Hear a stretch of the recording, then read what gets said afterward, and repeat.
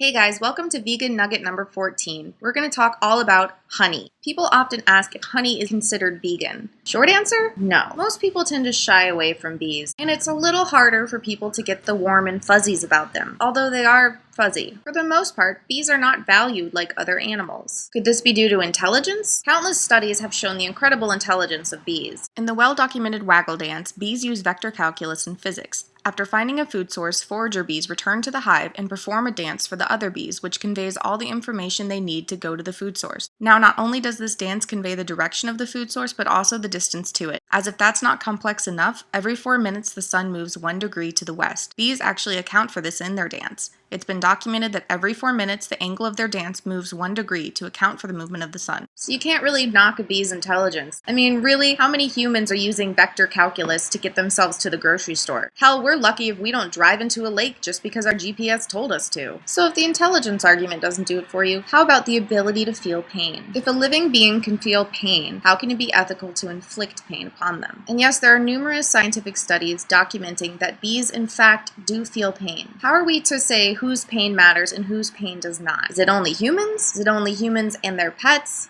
Is it only warm and fuzzy animals? Now, aside from intelligence and their ability to feel pain, we come to the real issue that most vegans have with the honey industry, the enslavement of bees and the stealing of their honey. And I know you might be saying, bees as slaves? Really?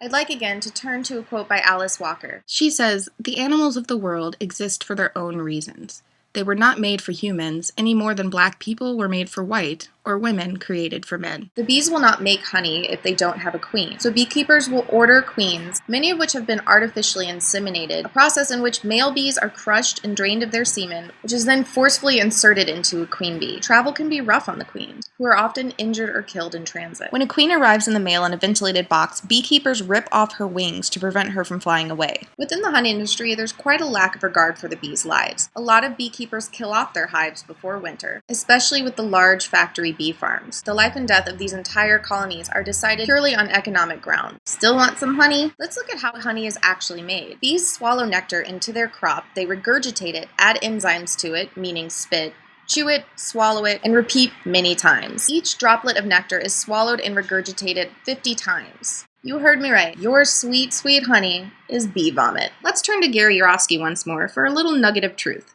And what about vomit? Come on, you guys love vomit. You adore vomit in, out, and all over your food. Then they give this one a pretty name, though no one's going to want to buy and eat vomit. Unless we call it honey instead.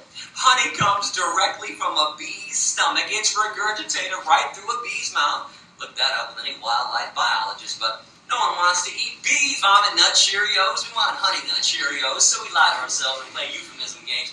The standard diet of a meat, dairy, and egg eater is blood, flesh, veins, muscles, tendons, cow secretions, things that come out of a hen's ass, and bee vomit. Bees use their honey, really their vomit, as hive insulation and food for themselves and for their babies. Still don't give a about bees? How about your health? While honey is often marketed as a healthy natural sweetener, all bee products contain sugar, animal protein, and fat, and are unequivocally unhealthy. Now, honey is the perfect food for bees. Sitting there and saying, I'm a human, I'm on the top of the evolutionary ladder. Think about this. If every bee species were to drop dead tomorrow, it would have an absolutely detrimental effect on agriculture, plant life, and food sources around the world. If we lost all pollinators, food sources as we know them would vanish. However, if you take the mighty, all-important human and wipe our species off the face of the earth, every other living thing would benefit. So perhaps we should think about this when we're ranking the importance of a species' rights. If it comes down to who's the most useful, we humans are going to be the first to go. Whether we're looking at the violation of a bee's rights based on their intelligence, their ability to feel pain, their right to not be enslaved or have their food stolen, or the fact that every droplet of honey has been barfed and rebarfed 50 times, or the unfortunate unhealthy aspects of honey, or the environmental importance of bees as well as the environmental detriment that they are to North America. All in all, honey is about as far from vegan as you can get. I hope you guys enjoy this nugget. Please go to BiteSizeVegan.org as well as subscribe to the channel. Make sure to comment and like the video, and I'll see you guys next time.